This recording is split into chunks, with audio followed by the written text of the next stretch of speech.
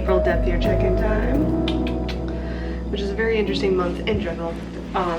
And probably the biggest thing with this is that I'm definitely going to be redoing some rules in the depth year, which is good because I feel like it's about like what, fourth of the way through, a little over fourth of the way through. So this is a good time to like redo some rules, you know, since I like the idea of the depth year being able to be something where you like lean into a certain, you're really hyper analyzing how you live your life and how you do your spending and where you really want to spend your time and your priorities. That's like how I kind of envision it. So I have noticed that my priorities that I believe at the beginning have kind of totally shifted from when I did the original plan on that. So we're gonna go from there. So first things first is at the beginning I noticed I was doing a lot of worrying about the guilt of my certain consumptions, whether it's that good things I should be considering, like am I overspending on random things just for that initial thrill, whether that's clothes, thrifting, whatever else. Other times I have guiltily consumed a lot of food. Clearly a little bit of emotional eating type of thing happens there.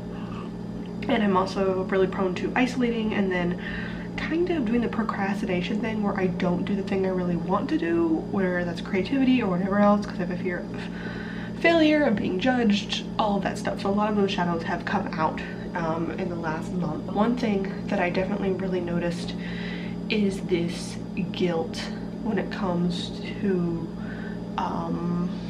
intellectualism. Is that a word? Sure, let's go with that. Intellectualism. I want to be someone who's read a lot of books, who understands topics, who really gets them, who, you know, can spout off facts like that.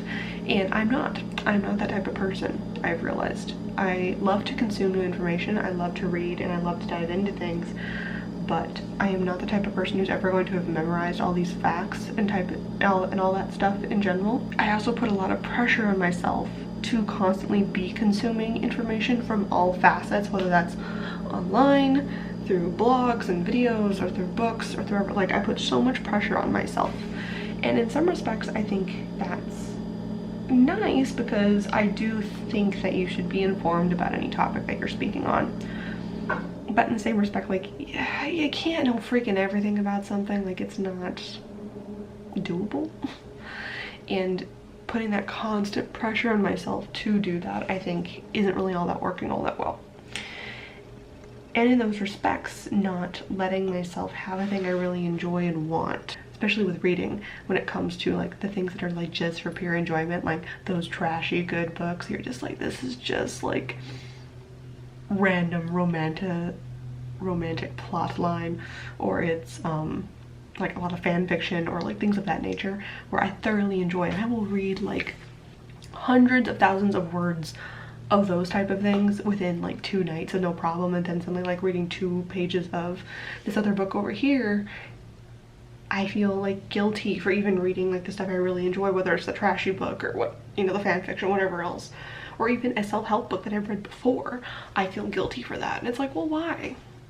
Your goal is maybe to read things, and I think what I needed to do now is shift more of my focus onto things reading wise that I thoroughly enjoy versus the things that are, I don't know, educational or self-growth oriented in purpose. So if it's a book I've already read before, but it really makes me perk up and feel good, and it kind of reminds me I have control over my life, I get to freaking read it. If it just reminds me of romance and it feels good to read it and I'm enjoying it, let me freaking read it. My whole goal was to read more, and whether that's the books that I have set out to read or not, I am definitely reading more, so I feel accomplished in that goal in a sense. So I think what I'm going to do is allow myself way more of the reading of the books I really want to, and the type of text I really enjoy, and I will still extend my book buying ban for 1 more month, and if I still have not finished some of these books, then I'm going to be donating them and really hyper focus on, am I reading this book because I feel I need to and I'm just really not enjoying it, or is it something else? Because that's a very interesting planning thing to go through, I guess. So let's see what else. What's something else I've noticed this month specifically, and I was kind of noticing a little bit in the previous month, but definitely in April, was the entire concept of space and having the space to do things and almost not knowing what to do with it.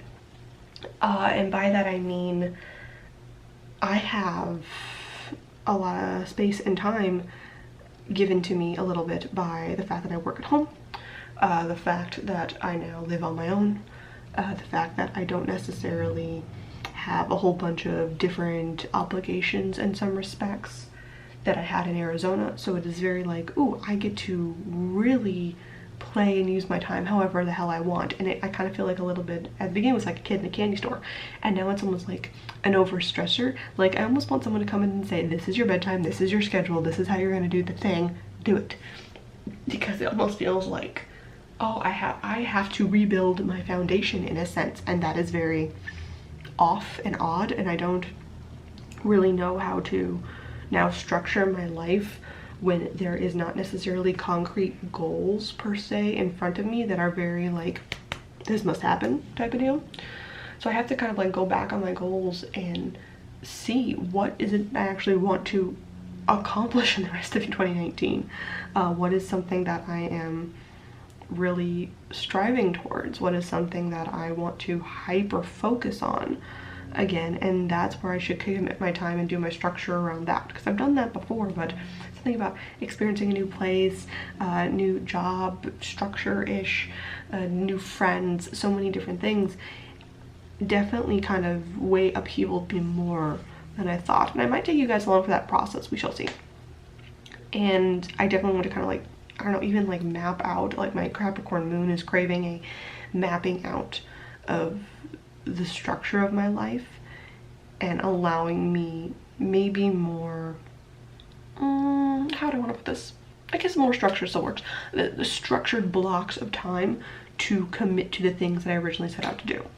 Whether that's waking up in the morning and then just like studying a rune for a certain amount of time, to, you know, making sure that I have a very concrete deadlines put in for certain things, and, you know, doing certain things where it's like, well, hell, if my priority is to create more and to be more creative, then even if I want the social experiences aspect, maybe I do need to put that for a little more on the back burner while I'm here for a short time, just to make sure I get certain creative aspects I really want to get done. Because I've, in April, have been very much into hanging out with a bunch of new friends and exploring the city and doing things that really give me joy, even if that's just going on long walks and all of that stuff, which is great. But the depth year has made me hyper focus and realize it's like, oh wow, I was really good at being hyper creative and doing a lot of things structurally to get certain goals accomplished in the beginning of the year, and then as that has tapered off, I definitely have kind of let that creativity and kind of like dissipate out of my life, which I think in some respects has led a little bit to like why I was sad and how I kind of let life just steer me a little bit. And like, well, you can't control every aspect of life. I definitely like the, okay, we're at least on this path, and then you can make it as rocky and weird as you want, but I'm heading this way, damn it. That's what's happening. So there was that. What else? Also, there are certain things that I've really realized that, which is part of my rewrite. Some of my rules before was that like I wasn't allowed to like eat out alone or get certain materialist, what I at the time discovered as materialistic things, because they were just materialistic things and I wasn't spending money appropriately on what I wanted them to be, which was actually experiences, especially experiences with other people. And while that is very, very true, and I did a great job of that, lots of experience with other people, there is a whole nother side to that now, which is the fact that I love experiencing things alone. I do like being alone a lot. I really enjoy it. So one of the things I really want to do is to focus a lot more on actually, you know, if I want to go get sushi and have it by myself in my room while watching Game of Thrones, I can. That's an experience I thoroughly enjoy, and I shouldn't be punishing myself for not having that just because I wrote some rules for myself. I have limited it a lot, but I'm allowing myself to have a little more takeout food by myself, like 2 of those a month, and then the rest of the time I can spend money with other people. The other thing is, like, I actually thoroughly enjoy certain things of shopping and curation and, you know, small things like that. And so not going on by myself because I make weird purchases when I do it by myself, but a lot of times friends of mine have been like, hey, let's go check out this thrift shop, let's go check out this spiritual shop, let's go check out this. And I feel them like, oh, I'm not allowed to buy anything, and it feels very tense and weird for me, and I'm kind of like hovering around them, and then I'm like negating the positive experience with the other person. So I'm like, well, no, if you see something and it's a little aesthetic or a little, like, you know what, I actually might get a lot of use out of that. If I'm thinking through the purchase, it's fine. And I realized that the other day when one of my friends wanted to go thrift shopping with me, and I was like, you know what would be really freaking great in this new weather is a lighter jacket, because I have basically like a thin nothing and then like a winter coat, and there's like no in between. And so I bought myself a nice little jean jacket because I wanted to, and then I was experiencing like fun thrift shopping with my friend, and so I got that, and I felt I've worn it like already like 20 times in the month of April, and I think that was very advantageous. So I'm kind of shifting away from like the no purchases line, and it's a little more of a gray area, but I think I like playing in that gray area a lot more than it being just flat out, you can't buy this, none of that, no. And much more of, I think I want to make a list of like certain questions I need to ask myself when purchasing things to make sure they're still in like the lines of the depth here type of deal.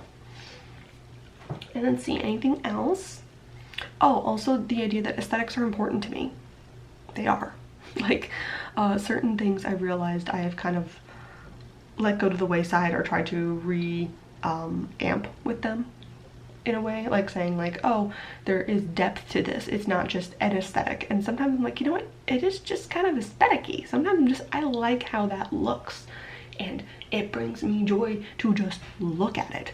I don't freaking know why, there's no other in-depth thing other than it's just freaking pretty. And I've kind of gotten to the point now where I'm like, I'm tired of trying to find the depth in certain things. Some things just get to be shallow, some things just get to be for the pretty part's sake, and that's it. It doesn't need to be anything else. And so kind of leaning into that and realizing and having the question of, is there more depth to this? And also, does there need to be more depth to this? I think is extremely important, and definitely is something I want to do more of, because some things can just be for aesthetic's sake. And some things can just be there because we just like the look of them. And that's that. It doesn't have to be anything else. And the pressure to constantly put more onto that, I think, takes away from the joy of the thing entirely. That was kind of my April review, I guess. It was definitely an interesting month. Also, the break I took. I guess I should speak on that a little bit here for a minute. And my camera died, so we're now on the phone, so excuse the poor quality, but something about the, how do I say this? The constant push and the constant drive to get certain things done, and the kind of overwhelm when you know you need to put, I wanted to create more, and so putting so much pressure on myself to create in so many different facets, whether it was drawing, writing poetry, making videos, all these types of things, it kind of overwhelmed me. And then I realized where I was lagging on videos again and on podcasts, and I was like feeling even more guilty. And sometimes you just gotta give up so you don't feel so like meh about things, you know what I mean? So I gave up for a little bit, and I think it allowed me to just like veg out, not worry about it, just kind of like lean into that as it was. And I think eventually it is now given to the point where I'm like, oh, okay, that I needed that breath. I really needed that minute of just, no, I'm just gonna do the bare minimum of what I need to do in life, which is do my 9-to-5 job, don't do anything creatively, and hang out with friends if I have the time to hang out with friends. That gave me the, I guess the minute to go, okay, one, I really do love doing videos, and it is something that gives me joy. I like creating, I like drawing, I like all of these things, so giving myself the space to miss it, I think, helped out a lot.